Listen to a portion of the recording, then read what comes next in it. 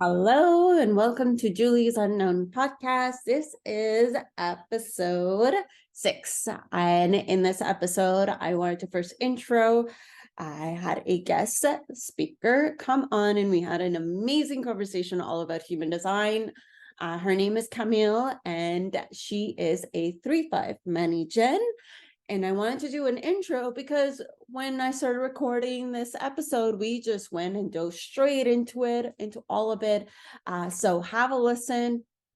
And at the end, she talks about all that she offers to the world and how you can also find her. And you will also find all the details in the show notes. So without further ado, here we go.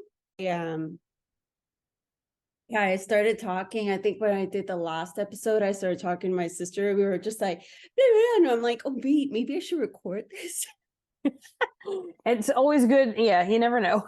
Yeah, exactly. And it's been interesting because I've never done like kind of like conversations like this, like where I'm the one who's like hosting, if that makes sense. Yeah, no, it does. Yeah, so I'm like learning as I go. That's good. I mean, that's all we can do, depending on your profile. That's, I'm a 3-5, so I'm always gonna like throw it all out there and say, okay, well, that didn't work and this did, and just kind of go from there. So Right. I'm a 2-4, but right now I'm in like the midst of year 3 of my human design experiment. So like if you like, yeah, like how like year 1, it's like kind of like line 1 where you're just gathering your information. And then and so I'm in year 3. So I am in that trial and error of like I'm embodying my human design in some ways, but I'm still kind of going through a lot of trial and error, like in life and in my business, to see like what works, what doesn't work.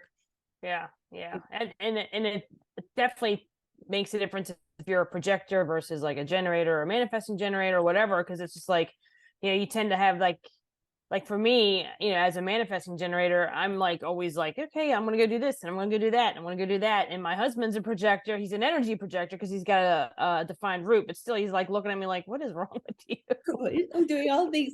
I mean, I love doing a bunch of different things, but then that it goes deeper into my environment. I'm a markets environment. Yeah, and I'm a kitchens, so yeah. Yeah. So it's like even more so like, so yeah, it's like I obviously don't have I find like Mani Gens because my sister's one, and it's like you guys will just want to do it all right now. Whereas I want to do a bunch of different things that I know what can wait, if that makes sense. Like I know like kind of like, okay, it's not like I don't need to do it now, where you're like, oh, we have to do all the things right now. Right. And I've actually gotten better at that. I mean, when I was younger, I was like, oh, I gotta go do this and I have to go do that. But I have an undefined route. So I had that hurrying for things that I don't need to really hurry for, And now as I've gotten older, I'm like, I don't have to do that if I don't want to. I'm not gonna hurry for that just because you think I should, So so it's very informative, and it's very validating when you read it and you get into it. I mean, from my own point of view, and it's like, oh wow, I have always done that, whether it was conditioned or not, whether it was me being my own design or not, or it was like, oh, okay, I don't need to do this that way anymore. I can do it on my own timeline, or, that kind of thing, whatever it pertains to. But it's such a validation. And like everyone says, it's like the biggest permission slip to just, follow your own, route, follow your own, way of doing things. Exactly. And I think that's like what I love about human design, is that it gives you that validation to do that. But then also the other thing is that it is an experiment. So you are meant to just like try things on of like what works and what doesn't work. Like, even though like Ross says like a certain way, it doesn't mean it needs to be that clear cookie cutter way. You can still play around with it and see what works. Like I found like people would say like, oh, projectors, like you need to sleep alone. Like you can't sleep in the same bed as someone. But then I'm like, well, when I sleep on the same bed as my partner, and it's not every night, but when I do, I actually do sleep well. So, but I do make sure that my naps are alone. Like I make sure other things are alone. So it's just like, it's a matter of like finding what works for you. Like, and it's like, yes, maybe there are some projectors that cannot sleep with another person next to them, but it's not like the blanket statement for all projectors. Exactly. Right. Like, I'm a manifesting generator and my husband's not. He's a projector. So I've got that sacral energy. So I know if I'm wound up at night still and I'm trying to lay in bed and I'm like, like I'm fidgety or tossing and turning or whatever, and he's like, what is wrong with you? Yeah. And I'm like, I'll just go out on the couch and just go do something else. And then within like 2 minutes of me leaving, he's like out. And I'm like, that's why, because so I mean, there is a logical explanation for it too. And I think that's what I like about all of human design is that, there's like the woo aspect, but there's so much logic behind it. And that's where a lot of people kind of get hung up, because it's like, as I talk to people, as soon as I start talking about energy centers, they're just like, oh God, right? Yeah. They're just like, huh? Like some chakra system? Exactly. Chakras and energy. And they're like, what? And, so that's why. So when I talk about it, I try to be as wooey as possible. So, I'll say the head versus the crown, or I'll say, instead of ajna, I'll say mind, so it's like, it like clicks for them. And it's definitely more conducive that way. Otherwise I'll lose them. But like you said, it's an experiment. And I know that for me personally, it's been a big driving force into saying, oh, okay, I've always, because I mean, one of my favorite things is to work with is like the undefined energies and undefined centers. Mm-hmm. And because that's where we're all like mostly conditioned, and I will say, and I've noticed this, and probably some of my closest whether it's friends or my husband or whatever, colleagues, that if they have a wide open center with no gates activated at all, that's where they're most conditioned. Hands down. So for me, it's my mind. My husband, it's his ego center, so always trying to prove himself, that kind of stuff. For me, it's like, oh, well, you have to have an opinion, you have to make up your mind, and you have to, and I'm like, no, I don't. No, I don't. So it's just like totally, it's such a trip to really just kind of like read it and then let it resonate. And like you said, back to like what you were saying about, it's like you're like in that trial, like seeing what works with your human design and what doesn't. And I'll say right out of the gate, there were some things that did not resonate with me at all when I first read about my design. And then like 6 months later, it was like, then something had just clicked, and it was like, oh, okay, that's what that is. That's what that meant, so it's like a timing thing too, I think. When it's like, when you're ready to know it and understand it, it'll click, it'll pop. Yeah, exactly. And I think that sometimes like finding like more than one person to like listen about human design from, obviously people who are, I mean, right now so many people are getting certified, becoming readers, etc., but finding the people that you resonate, that share like good content.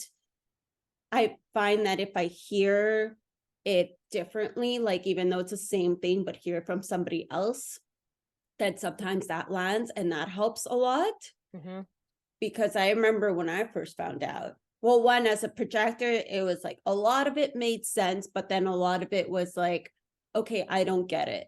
I don't get waiting for the invitation. What does it mean, self-projected, right? It's like, and that is one of the more rare authorities. And it was difficult in the beginning because it was one of those things that it's like, oh, you need to like talk it out. And then I remember when I was a kid, so this is like the thing, it's like, when you're a kid, it's like when you're in your most like innocence.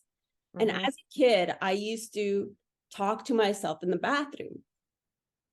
Mm-hmm. Every time I would go, and because it was my own space, right? My own little energy, and I would talk. And then what ended up happening is that like my family like started asking me like, who am I talking to? And I didn't know how to respond to that. And I think at that time I said I was talking to Jesus or God, because I didn't know right, because I wasn't really talking to anybody. Like I was just being my self-projected self, but because they were like not making fun of me, but they were just kind of like what's wrong with you kind of thing, right? Because And I back shut then, that it was down. like, if you're caught talking to yourself, they're like, what is, is she nuts or whatever? Yeah, It's just, I was that's like, your authority. That's how you're supposed to, you yeah, know, figure things out and talk it out for yourself. So yeah, definitely. Yeah. yeah. Yep. And then I remember, yeah, I was really young. I must have been like 5, 6. And then I shut that down. I shut that down pretty hard because I was just like, this is not normal. Right. And Yep. It's that then, conditioning, right? yeah. Yeah.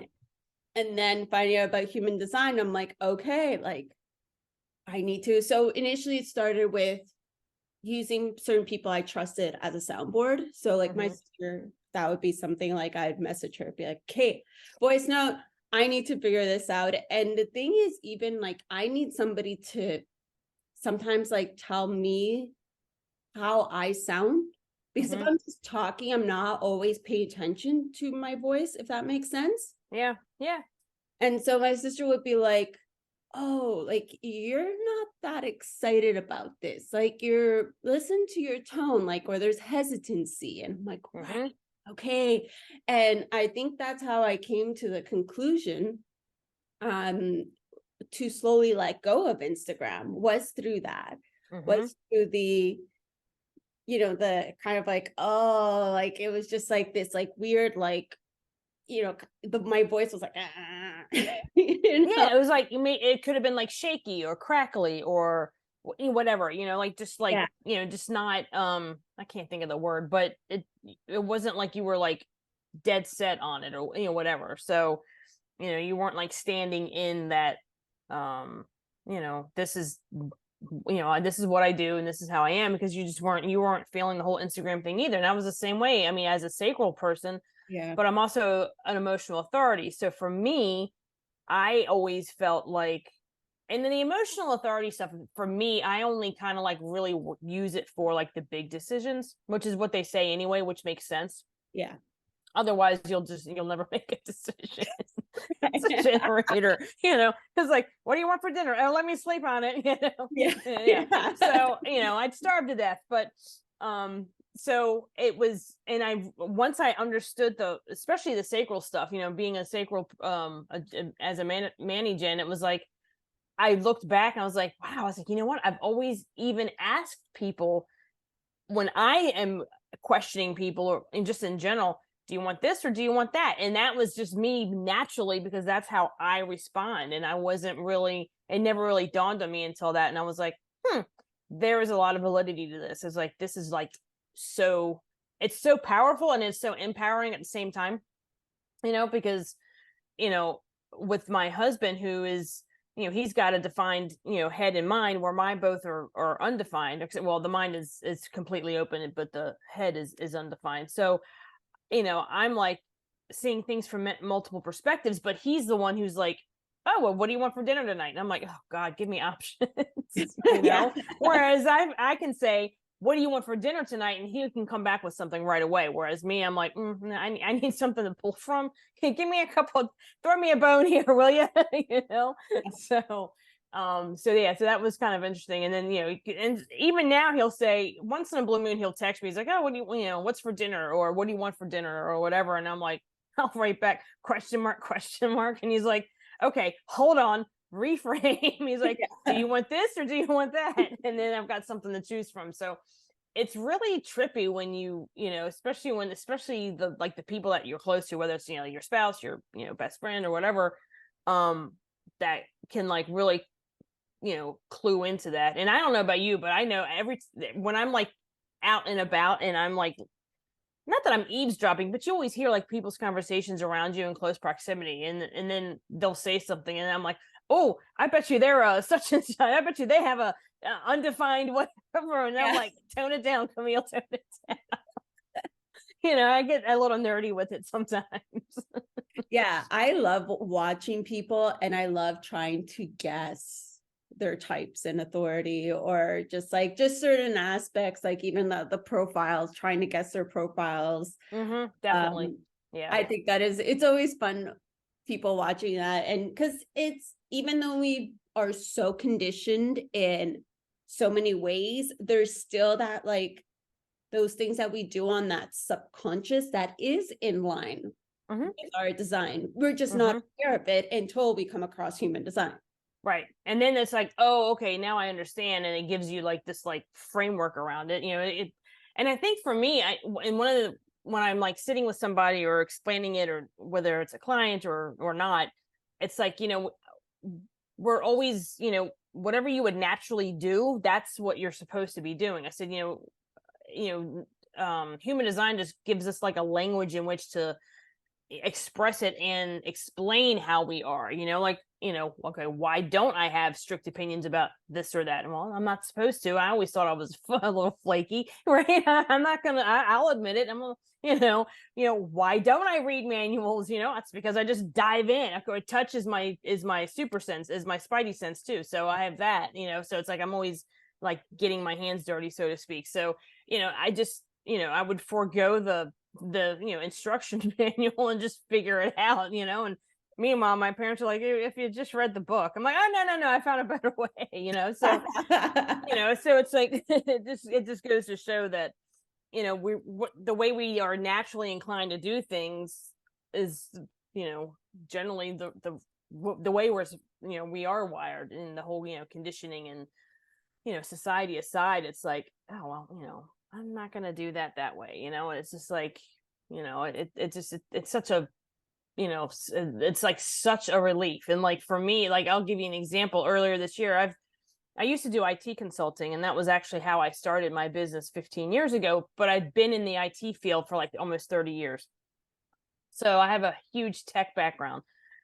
And when my husband and I moved to Miami 8 years ago, I was still doing it for a few people back in Maryland, remotely, because it's something that, you could, 99% of it I could do from here. I didn't have to be at their office or anything. So, but back in like January or February of this year, I just was like, I could, this is like the meaning of like the not self theme for generators and manifesting generators, was I was frustrated. I was like, I was stuck. I was stagnant. I didn't know where to put my energy. And I wanted to do all the human design stuff, but I still felt like I had to do this other thing. And I was like, and one day I woke up, I was like, you know what? I'm going to retire from the IT stuff. I don't want to do it anymore. And that was like the biggest weight, was just as soon as I decided that and announced it to the few remaining clients that I had, I was like, oh, okay.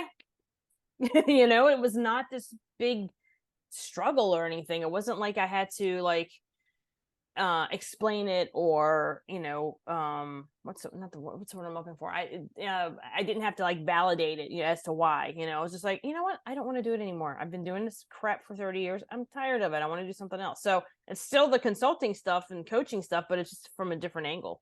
I'm not doing the IT stuff anymore. So that is kind of liberating too, when you can realize it's like, you know what, I don't have to do this anymore. Bye. Yeah, no, it is. And there's so much freedom to it. And I just find it's interesting, even just talking to you and seeing that. It's funny because you're like, oh, undefined head and open mind / ajna. And I'm completely defined in those places. So it's like that complete opposite of hearing you speak. And I'm like, oh, this is interesting. Like, kind of hearing your shift, and like, and you also have a defined solar plexus. Mine's completely open. So it's like almost this like opposite thing happening right now. Yeah. And I just like, I love that. It's like, I can just be here, hold space, allow you to be, because I understand, your human design, because I'm able to navigate like what you're saying. And I find that I do that with a lot of people, like, especially emotional authorities. And even you were just explaining, like, yeah, it took you some time to fully make that decision, but that's like an emotional authority. Some waves are a night, sleep on it. And then other waves are 3 months. Yeah. Months, right? Depending on the decision, especially when they're major decisions like career changes, anything related to romance, like, or like moving to a different city or country or something like that. Definitely. Yeah, those ones can take a while, because like my partner that I'm living with, he's also an emotional authority. Oh, okay. Yeah. Generator, emotional authority. So even slower. And see, and my husband's a splenic projector, so I'm like, oh my God. He was like, oh, let's go. He's like, you know what? I want to do this, or I think we should go here. And I'm like, okay, hang on. I was like, give me a minute. So I need to think this through, So and it was interesting because I pulled his like chart, and he was like one of the first ones I pulled after mine. I'm like, oh God, this is gonna, it's like where I'm defined, he is undefined, and where he's defined, I'm undefined. So I'm like, oh God, here we go. This is gonna be fun.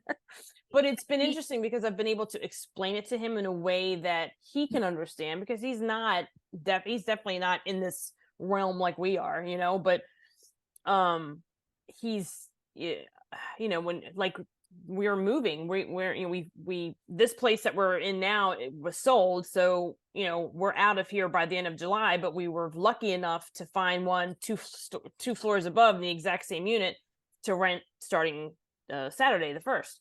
Oh, nice. So, but when we were looking at places, and he was like, oh, there was a different one, like a floor above us. And at first I liked it. That was that sacral response, right? It was like, oh, I like this. And then as time went on and I was looking at it, and I was like, well, how do I feel about this? And then I was like saying, I don't like the way it looks, and I just don't like the way it feels. And then he went and looked at it. We went and looked at it together again, or he had looked at it and I went with him again. And he was like, he's like, I'm not really sold on it. I'm like, oh God, thank God. I said, because I'm not either anymore. And so it was that emotional authority. It took me a little while. But knowing that we didn't have to make a decision right away either, which I think helps with the emotional authority too. So if I knowing that we had time to decide, I didn't have to say, oh, okay, let me figure this out now, that kind of thing. Right. So I think for me, that's like a great example of that whole, the splenic for him. And yeah, I have that sacral response that was initially, yeah, let's see what this is about. But then I was like, I'm not really feeling it anymore. So it worked out that, it worked out for the best that we didn't go for that one anyway. So, and yeah. Well, out of curiosity, because just this question kind of, and it is going to be an open-ended question, because I remember reading your form. I'll figure it out. But have you, can you think of an example where you felt pressure to make a decision, and how did you navigate that with your emotional authority? Yes. Actually, it was thinking back now, it was when we moved here, because I was like excited about it. But at the time I was like, and I didn't realize it, but something was telling me that I was hesitant. I wanted to do it, but I was hesitating for some reason. And this was like long before I even knew about human design and the emotional authority and stuff like that.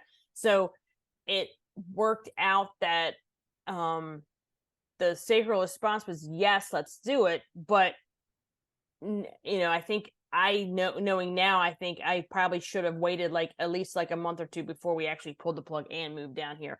But at the same time, I was like, you know what? It worked out the way it was supposed to work out, in my opinion. So I was like, So yeah, I mean, had I waited a couple of more months and because, my son was just graduating high school, so I wanted to make sure that he was situated and all that. But he's a manifesting generator too. And he's got a 3 in his profile, so he would have figured it out anyway, and which he did. So I was like, okay, well, the universe does let us know when we need to put our energies in certain areas and stuff. So, because it was just like, my husband was like, well, we didn't get married until we moved down here, but I still refer to him as my husband up there. But he was like, I think we should move to Miami. I'm like, okay, great. And I was like, oh, wait a minute, hey, I might need to think this through. But it worked out. There was a couple of bumps, but then I was like, okay, now I understand why it's like, as using the apartment upstairs, the whole, wait for clarity. And that was like, yeah, I'm glad I waited for clarity on that, because the second time I went and looked at it, I was like, you know what? It just didn't feel inviting. It didn't feel, it was that whole emotional authority. It didn't feel right. I didn't feel at home there. So yeah. Yeah. And yeah, so if you now knowing about human design and knowing about your emotional authority, if you are pressed to make a decision, how would you navigate that now? How would I navigate that now? I would say, depending on who it is, I'd be okay, give me a minute. I was like, I need to sleep on this. And sometimes for me, depending on how the severity of the decision. Like, is it, like, are we moving to another country or another state, blah, blah, blah, whatever, where on that, like, throttle, on that threshold, can I, like, okay, I really need to sleep on this, or, all right, let me think this through. And then, like, sometimes within like an hour, I can get clarity depending on what it is.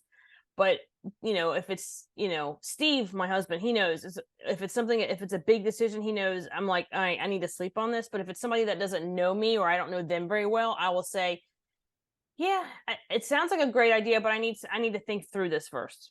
And then I'll just, leave it at that. And then after a day or so, if it still feels good, then I'll move forward. But if I've had a change of heart, then I'm like, yeah, you know what, I thought about it, but this isn't the right thing for me.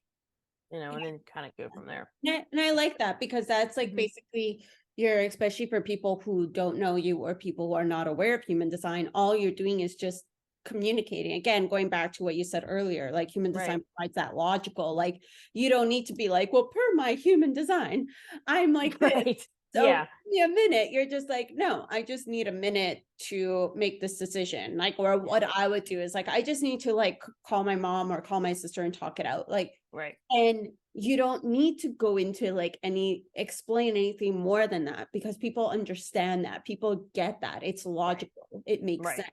Right. And for you, if someone's coming and asking you something, you're not going to tell them, you're not going to talk it out with them anyway, because you're talking out with those who you've vetted and that you trust explicitly, that, they're just going to let you like talk and not try to sway you, or, give you suggestions or option, or whatever, or solution to whatever the problem is. They're just like, okay, so better. Collins, she needs the vent. Hang on, guys, she needs clarity on something here. So, that kind of thing. But yeah, it's definitely been a big eye opener. And the way I'm sure you're probably like this too, is like the way I kind of like go into situations. It's like, I have like a whole different like perspective of it now. It's like, and like for me, like the defined emotional center and the undefined centers are like my two favorite things to like work with people or talk about with others, especially the emotional wave, because like, like you and like my husband, you guys don't have a defined emotional center, so you're not going to get those constant waves like somebody like me does. But mine are, and there's like 4 different waves. Mine is steeped in expectations. So if I get my expectations very high and they're not met, then I come crashing down. So it's kind of like that roller coaster where it's like the big hill and your expectations and they're not met, and it's like right down like that. So that's how it happens for me. So, it's working with those, in that kind of area that I really, really like. That is, then that can be like a huge eye opener for some people, because they're not, especially if they're not aware of it, because it's not like they're teaching this stuff anywhere, No. And it's like, even as a completely open solar plexus, like I amplify the emotions back. And it's really funny, because the way I realized this was at some point last year. People, I had moved into like a new housing, and it was like a tiny home on an Airbnb property. So very unique. And everybody who asked me how it was living there, my response was different. And I didn't understand why. And one day I was just sat there and I was like, oh, basically, depending on who I'm speaking to, of what underlying emotions they're going through, it's what I'm amplifying back. So if they're frustrated about something or angry about something, then that would be my response. But if they're neutral, I'm like, yeah, it's good. Like, I love living there. Right. And it's being aware of that, of how I amplify emotions, because I also live with an emotional authority. And he told me the other day, so we are like newly dating. Basically I moved in as a roommate, and then oh, cool. Okay. Yeah. Well, that was convenient. Yeah, exactly. And so he even said the other day, he's like, you're up and you're down. And I'm like, yeah, like, so it's like I have a wave, but it's an amplified wave. Yeah, it's based on his wave. Exactly. But it's amplified, right? And yeah, so exactly. that even though he's like the generator and he's more chill, like this is, and I just amplify that. Yeah. So I go like super high or super low. And I'm aware of it. Obviously, like he doesn't know about human design. Maybe one day we'll talk about it, but at this point, Right. it's just, I'm like, yeah, it's kind of how it goes. But It's like, it is like it's an amplifier, and sometimes I need to find like either go in my own space and navigate the emotions because I know they're much louder mhm, need to be, especially when it's a trigger, for example, like whether it's a trigger with like something outside world or within my own right. stuff. I find, yeah, there are times where I need to like step away, step out of the place, and like either go in nature and sit with that amplified emotion because it's so loud. Right. It's just like it's so amplified, and I'm like, okay, I need to just sit with this. It's eventually going to go away because Right. sometimes like that. I know when I overreact, so to speak, Mhm. Mhm.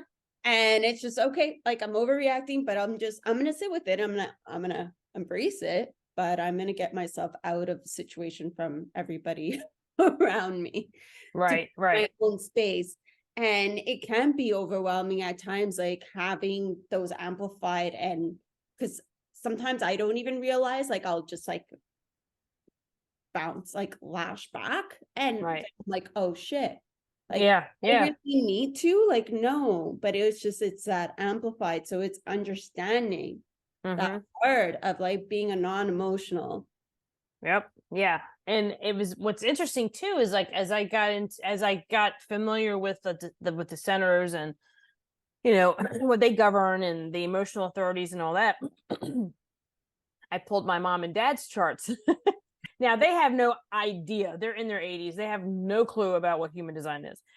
But I understood exactly for the first time my dad, and I was, because he's an ego projector, so that's just as rare as a self-projected projector. So yeah, and I was like, oh well, that explains everything, because and he's always been Mr. like freaking nudgy. He's always been like this. Oh, you can't do this. Be careful about that. Completely open splain. Completely open. So he's seeing that he's taking in the fears of everyone else around him Yeah. in one way or another, good, bad, or indifferent. So that's why he's always like, and he was always like in a hurry to do things. So in some ways, because he's got everything from the ego down, like everything is like undefined. So it's like, I'm like, so that was interesting. And of course, my mom is a generator, so I was like, here's the generator, here's the projector, and then I'm like mirroring that with my husband. I'm the he's the projector, I'm the manifesting generator, and it's just like, okay. So how do we work with this one, and it's just like, it's even the simple, and I call it simple, but even the, I guess, like the easiest thing to kind of like tap into, like when I'm with other people, is, and it's not like I can say, oh, what's your digestion type, but I know me, and that's why I've always realized, like, I don't know what your digestion type is, but mine is what they call like nervous, or I buzzy atmosphere, like nervous digestion or whatever. I'm the And that's same. why I went, are you buzzy also? Oh, see, Yeah. that's good. You're the only person I know who's got that. Of course, my husband is calm, completely opposite. I'm like, oh my God. It's like, it's like, shoot me now, So at least I'm like, okay, how are we gonna figure out this environmental like vibe thing? Because he likes the calm vibe, and I'm like, oh man, let's go. Go restaurants, like all the things. I know, you know. And it dawned on me though, and it just occurred to me not too long ago, where when people are like, "Hey, what do you want?" It was like, "Hey, let's go somewhere to eat," and that's why I was never pressed as far as what kind of food, because I'll eat anything, with the exception of like monkey brain or eyeballs or something like that. You know what I mean? I mean, I have to cut it off somewhere. But I'm like, look, I said, I'll eat just about anything. So if you have like, dietary issues or something like that, then you pick. I don't care, whatever.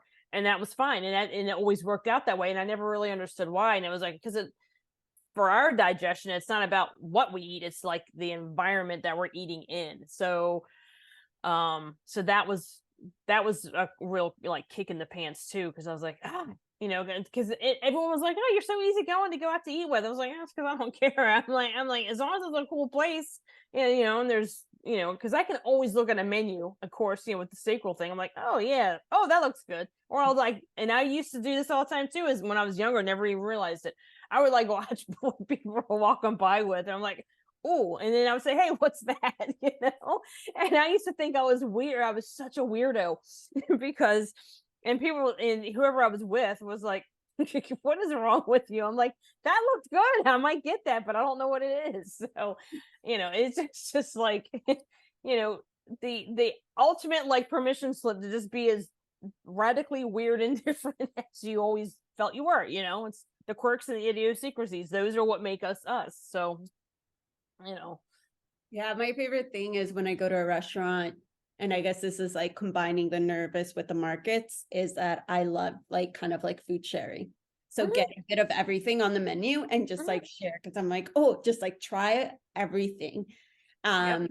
And my sister, she's cold thirst, but she's also markets. So when we go, she uses her sacral, but like, you know, and I talk, and that's how we make a decision. But we love getting just a bunch of different things, and then yeah, I'm the same, and mine is kitchen. So, and I'm the same way, and I like to eat with my hands because I'm my thing is touch. So, give me all the like the tapas or whatever, and I'm fine. You know, it's like, you know, I've never been a big meal person. I mean, I can order one, but I guarantee you I will eat maybe a quarter of it, and that's it. I can never finish all my food. Never have, you know. I have an appetite. I mean, I do, but I notice that if I eat like 3 big meals a day, like the standard whatever, you know, I feel I just feel like heavy and lethargic and sluggish. But if I eat smaller stuff every few hours in that like buzzy, like kind of like atmosphere kind of thing, and I'm like, well, with nervous appetite, it's like, or nervous digestion, it's like, you know, for us, it's like eating on the go, eating in the car, you know, stuff like that. Which everybody used to, they would say, oh, fast food, you know, because you're eating in the car. I'm like, I'll make a sandwich and go for a walk. I don't care. I mean, that's just the way I am, you know. So, and that's how it. And then so when I got way out of alignment, I realized that was part of the issue, was like my digestion was like way off. And I was like, oh, well, let me just kind of like steer this back in doing it the way that I'm accustomed to, and that I know I felt better when I was doing that. And then, you know, it was like this light bulb went on. I was like, oh, okay, there's a reason why. And then, of course, you know, reading Human Design, I was like, okay, I was always doing it that way, never understood why. And I just, you know, but our bodies know way more than our minds ever will. So yeah, I know I go through with the flow because of my variables, because I'm an internal markets, and then like a nervous determination. And so basically, like, I do need a routine, like I do need some structure, but it doesn't have to be like consistent every day. So I just go with the flow. Like, I will even like, what's called like self-care routines and all that. Like, I have the staple ones that I love doing, but I don't meditate every day. I don't do gratitude practice every day. I do when I feel called to it, and I just listen to my body. So same thing with like eating food. Like, I'll wake up, and sometimes I won't eat till 10 or 11. And then other times I'll eat the minute I wake up. And it varies. And I think that all has to do with gate 15, gate of extremes. yeah, I have that whole channel. Oh, nice. Yeah, I have the channel of rhythm, and it's in my conscious. The whole thing is conscious. So I'm like, so I always knew. I always had this like weird like timing, and I never understood what it was. I just like, it's luck, it's, you know, whatever. And then as I got to understand Human Design, I was like, oh, okay, no, I just have this like weird timing that I just know like when to leave. You know, it's like, you know, if I have to be somewhere, I'm like, okay, I'm gonna leave now. Yeah, I'll be 10 minutes early, but I'm gonna leave now, you know. And otherwise, you know, meanwhile, there was a big accident behind me that I'd have gotten stuck in or something, you know what I mean? So it's just like that kind of like, that kind of stuff just like helps validate it, because that's the kind of stuff that's out of our control. But you're like, oh, okay, well, that is why a lot of this stuff happens. So yeah, but yeah, the extremes is is a big one. And like you, I have my arrows, I've got 3 of them pointing right. So I have a lot of like go with the flow energy with me, which is kind of helps with the manifesting generator, because I want to do something over here and then I'm like, I'm gonna go do something over here too. Yeah. So yeah. But yeah, and the only one, I think the motivation, the top right one is actually pointing left. All the other ones are pointing right. Wait, okay. No, because right is more masculine energies, and then left is feminine. I think it's the other way around, but I don't know. I'm not 100% sure. I don't get into the whole masculine and feminine stuff. Well, I just like it's just I'm a not way sure. that I use it to like kind of describe like more like the logical, structured versus the go with the flow. Yeah, I think the logical structured is the stuff that points left, and I think in the more go with the flow, I think is the feminine stuff. So more, which was, I think if they point right, it's like what they would say the feminine energy. If it points left, it's the masculine. So I only have one that points left. All the other ones point right, which I thought was funny, because I'm like, okay, I'm like a tomboy, I was the one like climbing trees and dresses and stuff like that. I was just like very like, my parents when I was born, they were like, just let her go do her own thing. I'm the youngest of 4. By the time I came along, they were like, oh God, just go. As long as you come home every night, we're fine, and you're not end up in jail or dead or whatever, we're good. But I'm a lot older than I'm a lot older than you, Jules. So I'm sure there's that generational thing too. But again, it's just like, I when I read that, I was like, the go with the flow stuff was definitely, I was like, that is spot on, because I don't like a lot of structure, like with eating and stuff like that. Like it's like yesterday I woke up and I was starving. Today I woke up, I didn't eat until like 10:30. So, And it helps like when those kind of things about your chart, and you're just like, okay, cool. Like I don't need to have the 3 meals a day or right. whatever it is that society says of how you should be and have to be. And I find it just gives that permission of like, okay, well, I could just do this because this is what feels right. And it gives you the permission to just be that way. And I just, and I find it's interesting. Like, do you have a defined G, or is it, you have defined? Yeah. I have everything defined except for the root, the mind, and the head. Everything else is defined. Okay. Yeah. So I feel the pressure. I've got that panini press, right? I've got the head and the root, and so I've got the pressure to act on things or figure things, find answers to things. So those are the 2 things that I know. I'm like, okay, I don't have to do this, and I don't have to figure that answer out right now. It'll come to me when it comes to me. So yeah, I find that I have the undefined root. So yeah, definitely like the pressure of getting things done. Yeah. Oh, definitely. Yeah. Yep. Same. Yep. It's just like route. That to-do list, like just never ends. You just want to finish it, and I'm like, but it just keeps adding and adding. Yeah. Yep. Yep. Do you find that if you don't make a deadline for you to do something, it'll just keep getting pushed out and never get done?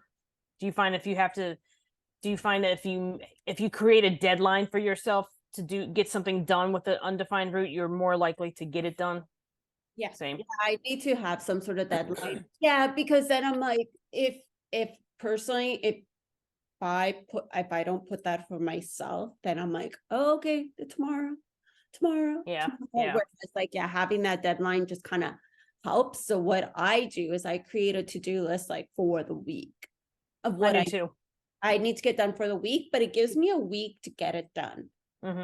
And then I kind of go with what I feel, again, like, using that flow of like every day of like what I feel like, because I don't need that structure. Like in my environment, I don't need that structure to be like actually like doing same thing every day, or like needing to know what I'm doing every day. Right. Yeah. And for me, it's like, it's having that structure. I'll have like a to-do list for the week, and it could be like 3 things. It could be like 7, whatever.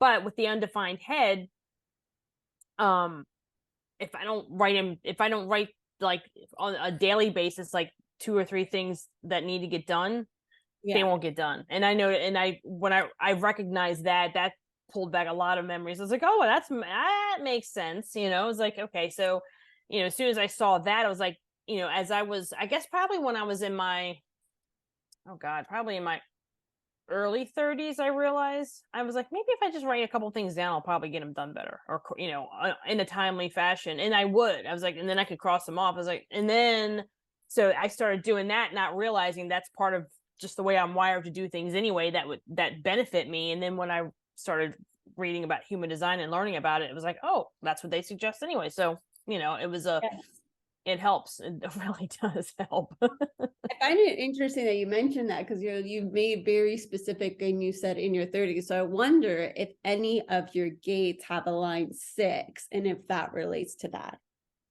I think I do. I do have a couple of gates that have a 6 attached to them. Because then that would be interesting that if you realize in your 30s on like this is like how you structured your week, it would be interesting to go back and look at that gate, right? Because like that line 6 shifts at that 30, and then it's going to shift again at the 50. Yeah. I'll have to look at it. I know I can't remember which gate it is, but I know there's 1 or 2. There's not as many as I thought there would be, to be honest. I mean, I have a lot of 1s and 2s, which is weird, so I was like, I don't know. So but being a 3 and a 5, it's like, I'm gonna like tinker and figure out a better way of doing it, and then that's where the 5 comes in, because then I can say, okay, here's what I figured out, and here's a shorter or quicker way of getting there, so exactly. Where I have the 2-4 that like sometimes like it's so weird. It does. I know. It's like you want to go hermit, but you got to go be around your people. But that's also part of, I think that's good with the 4 and the fact that you're self-projected.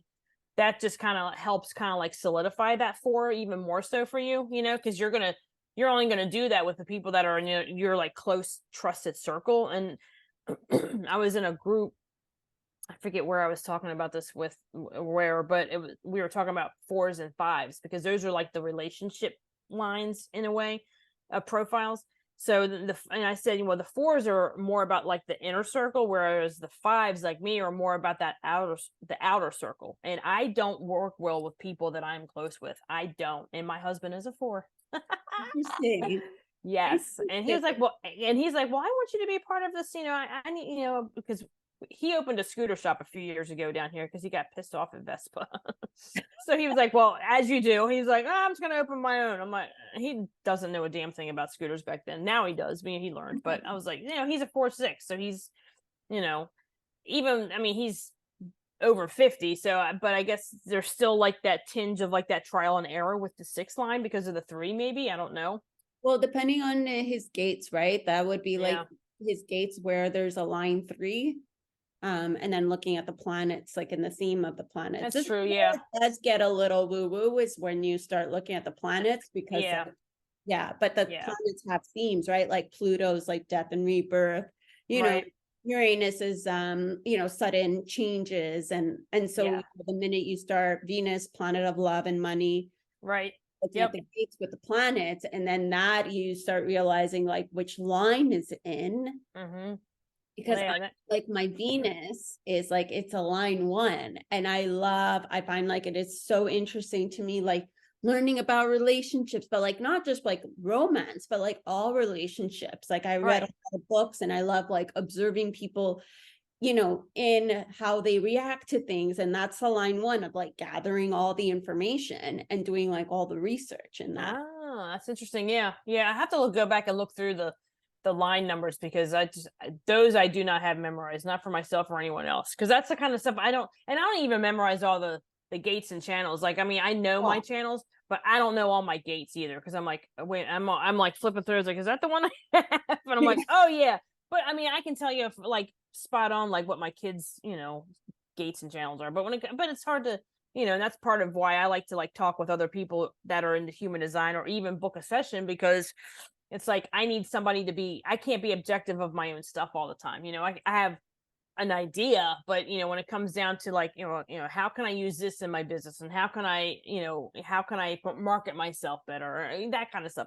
That's something that is like, I can't be objective about that all the time. So I need that outsort. And that's where I get inspired from anyway. I have an undefined head, exactly. And I know like recently I just finished up 4 sessions with She's like human design reader, and she focuses mostly on variables. And she's a line 1, and I just finished up 4 sessions with her, and I enjoy that because like variables is a whole different ball game. Oh, it is. It definitely is. And it's like once you really start, like, because she's a line 1, it's not like she doesn't just give you like the, cliff note, line 1, open throat. So she gives you everything, which is amazing. But I like, our sessions are recorded, so I always like re-listen to it after. Right. It was really amazing to work with her, like, to, even though I know about human design, I know a lot of aspects of it, it's just working with someone else, and they call you out, right? Like, because they see it. I think she was just like, your problem child is your undefined spleen right now. And I'm like, okay. She's like, staying in something too long. She's like, go, like, gotta look at that. And I'm like, yeah, thanks for calling me out, because we don't see it. Nobody, like, not saying nobody else will, but like, you hire a coach, you hire a mentor to call you out. You hire them so that they can look at things from that outside perspective. And when they have the knowledge of human design, I prefer it, especially as a projector, because there's been times where I have worked with other human design, like, or potentially, and they were projectors, but they were different types of projectors, like more energy. Like, I'm a regular, but they were more energy, and they still didn't fully understand how I worked. Yeah. They just knew the basic of human design. Right. Yeah. But it's like it's like having it's like, well, like you said, there's projector, but then there's like 3 classes of subcategories of a projector, so that alone can help. If I'm talking to somebody that's an energy projector, I'm going to talk to you who's a self-projected, talk it out in a whole different way. You know what I mean? Because you don't have that energy center or a motor center rather, to help kind of, help that drive you're relying on the outside and the people that you're around for that, There's absolutely, I have 0 motor centers. Yeah. Right. Yeah. So it's like, because you just have the identity up, right? Defined. Yeah. And so even when I'm talking to an energy projector who has, if they know, like, if they have a lot of knowledge on human design, they get it. But I think when they just know the basic of like projector, it's back to, and I think this is just like something that as human beings do. Like, I don't think it's personal. I think it's just like, oh, I'm a projector, she's a projector, she's just like me. But it's like, no, like, you got a bunch of motor centers. Like, I've met projectors, and the only thing they have open is their sacral. And it's wow. yeah, you're gonna have more energy than I do. You're gonna definitely be able to like go. And obviously then, if you break it down to like variables and that aspect, there is so much to it of like how different an energy projector would be to a regular. And even then you go mental, right? Like, when you have like one of the 3. Yeah, I mean, it's like the throat and up, so exactly. Yeah, so I am very particular when I go and I hire someone, and as to what, and if they do have knowledge of human design, because even if they have knowledge of human design, I have been misunderstood. Yeah. Like, I've had the sessions where it's like, I, need to self-project, and the coach was not giving the space to self-project. Ah, gotcha. Yeah. Yeah. So like things like that, or sometimes being rushed to make a decision. Like, it's still a trickier decision making process. And sometimes, my G center just knows what I want. But then again, when there's bigger commitments or bigger changes that I need to make, and this is going to add a little bit into the woo-woo, like, I am a Scorpio, which is a fixed sign. So Scorpios, like all the fixed signs, we don't like change. Right. But I'm always willing to jump and make changes, but sometimes it just takes that little bit longer to go through that process, to self-project and use my authority. So if I feel rushed by a coach to make a decision, I don't like that either. I don't like that. because it's like, I already have my undefined root. Like, I don't need any more pressure. Thanks, I don't need any more. Yeah. You're not helping. Yeah. Right. Yeah, it goes back to like, it's like, and I say this all the time to anyone who has who has emotional authority like myself. If it's a commitment of your time, your money, or your energy, sleep on it.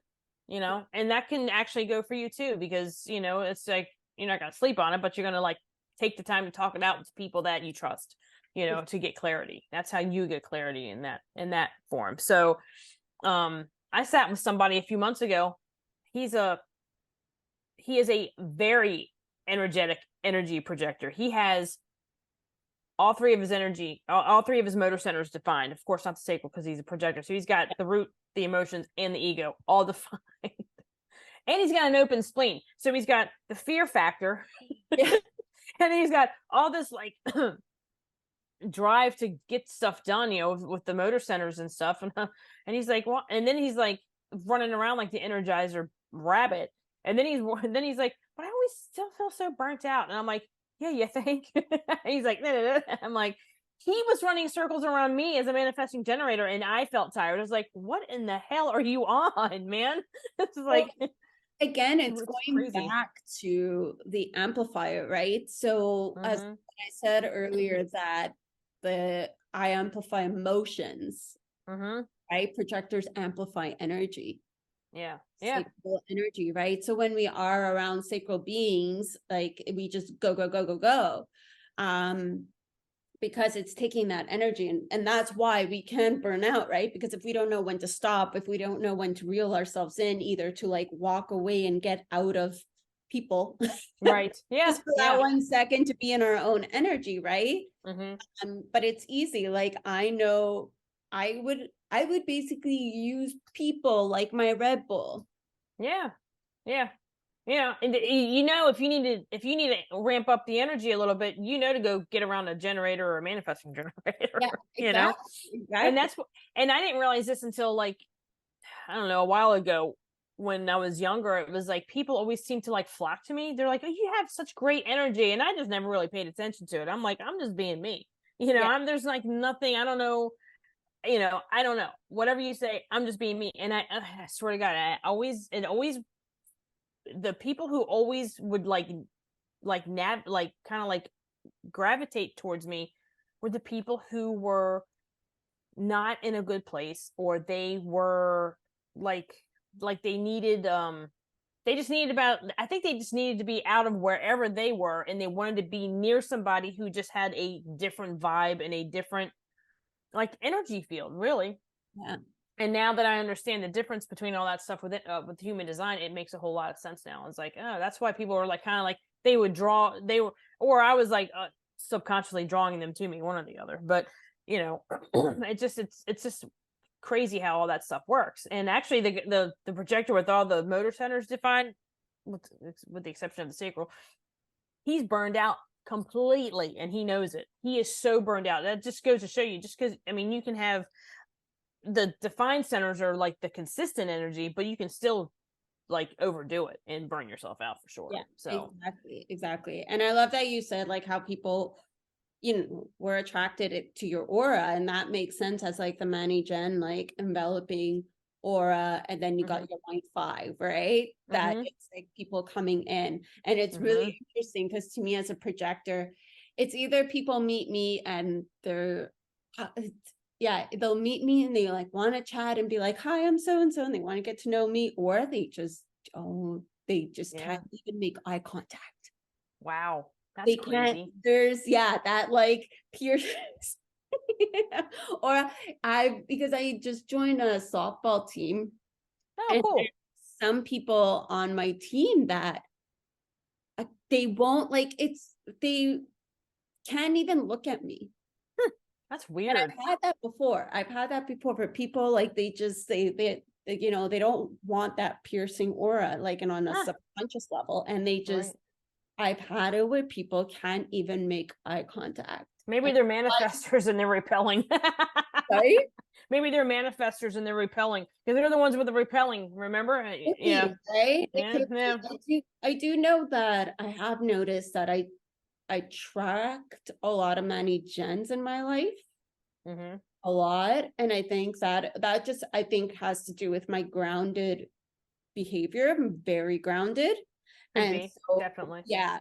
Yeah. So I noticed that. And then like there's some generators, very few projectors, which that I'm always like, damn it, I'm like, want more projectors, but it's just gotta trust the universe. And then very, very few manifestors, very few.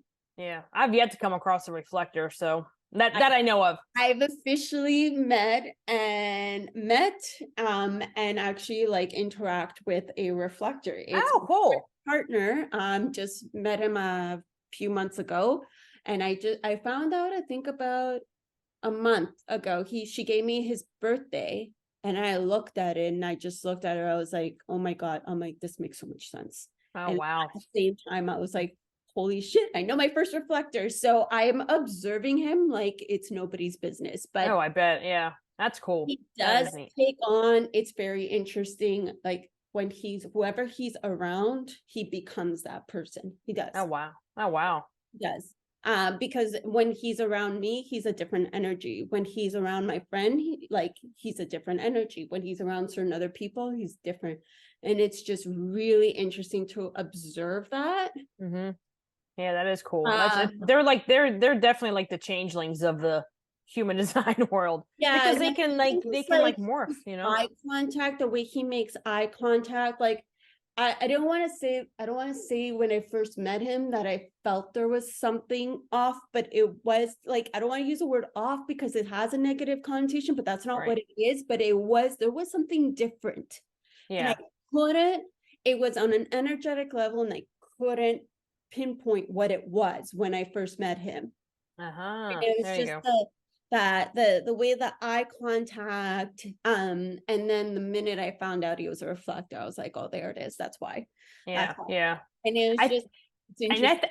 I think people with like especially like with reflectors because they don't have any defined centers, but anyone who does not have whose G center is undefined, like my son's, he has a completely open identity or G center, and I feel like those are the people that if they take on, excuse me, the people that they're around, if they can overdo it, they can like take on like their like characteristics and stuff like that and be like, which can kind of like send them into like their not self in a way, so I because when I was talking to my son about it, he was like, well, what's this, and I was trying to explain, like, for him, he's supposed to be kind of like very fluid with the direction of his life. He doesn't have to, like for me and you, we have defined center, those are defined for us, so we have like we know what we want and we know where we're going to go and how we're going to go get it done, whereas he's a lot more fluid because his is undefined, wide open. So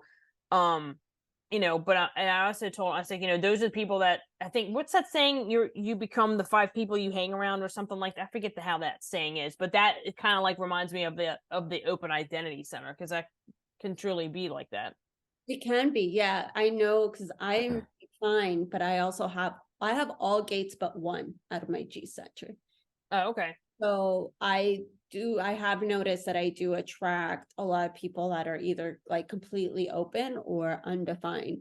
They plug into my energy, but like, yeah, G center, not only because I give direction. Yeah. Like I guide people on direction, and then that the love gates, right? Like the unconditional love. And so there's that aspect too, that people who have completely undefined or open kind of get like, they plug into that energy, which is interesting. And So and 2 of my channels, I have the 515, that's yeah, conscious, the whole line, and the 214, and that's all conscious too. So that's all about direction and I think it's also called vision. I call it direction because it makes more sense for me that way. But and that's what I like, because I can help people in that aspect too, because it's like, even though mine, it's defined for me, but I can see, and I think that's where having an open mind helps, because I can see things that they don't necessarily see. yeah. So and all options, which is really cool.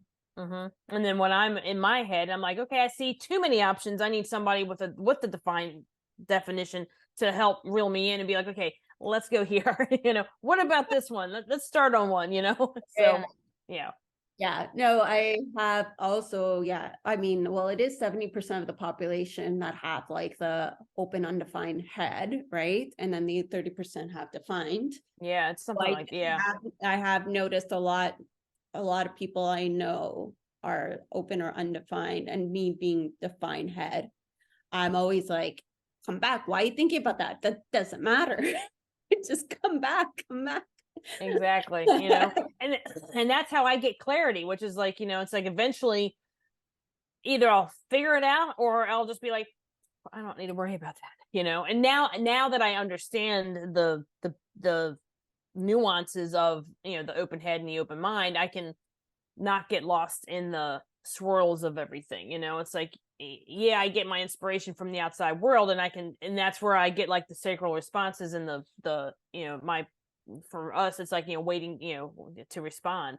Yeah. And so, but sometimes I find I respond to too many things, and that's when I have to like really like, that's where I have to like use my authority and be like, okay, I like that, but it's not like something that I need to, and I just kind of like put it on the back burner, and maybe 6 months from now I'll revisit it or whatever.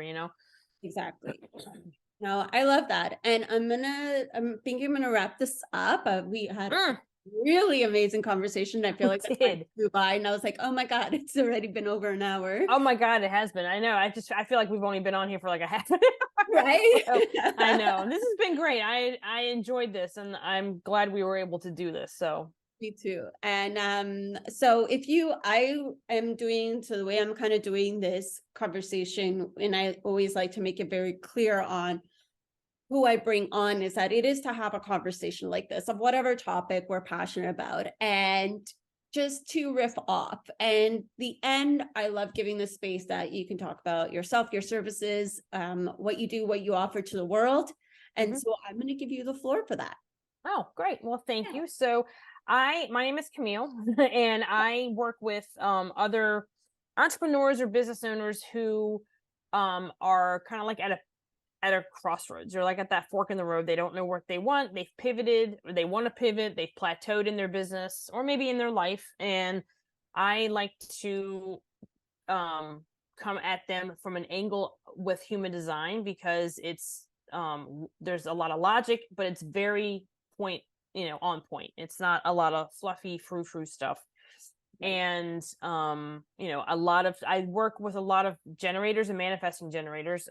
I've worked with projectors too. Don't get me wrong, I've yet to meet a reflector or a manifestor though. So but the generators and the manifesting generators are who I work with mostly. Because they have a lot of energy, and they are, they're 70% of the population as well. So between the two of them. So what I like to do is kind of go over overall, their energy centers, where they're, might be conditioned to do things that they think they have to do, where in reality they don't have to do it that way. So it helps them bring them back to who they are, and what they naturally would do if nobody else was around. How would you naturally run your business if no one was looking, kind of thing. So and I do that with I have one-on-one sessions. I have a group session that I'm probably going to spin back up later this year. And I also do in-person retreats here in Miami for like 10 people or less. So I'll be probably spinning that up again after hurricane season ends. I don't want to do it yet. That's a good idea. Yeah. And how can people find you? They can find me. I am on Instagram, but I'm kind of like weaning off of that as well. But the best place is just to go to my website, CamilleCurro.com. And they can contact me from there, and see what, just go to contact and plug in their what they're looking for, and we can start a conversation that way. Perfect. Amazing. So Thank you so much. Thank you, Julie. I appreciate this. Yes, and it was really good, and I'm just gonna stop recording now.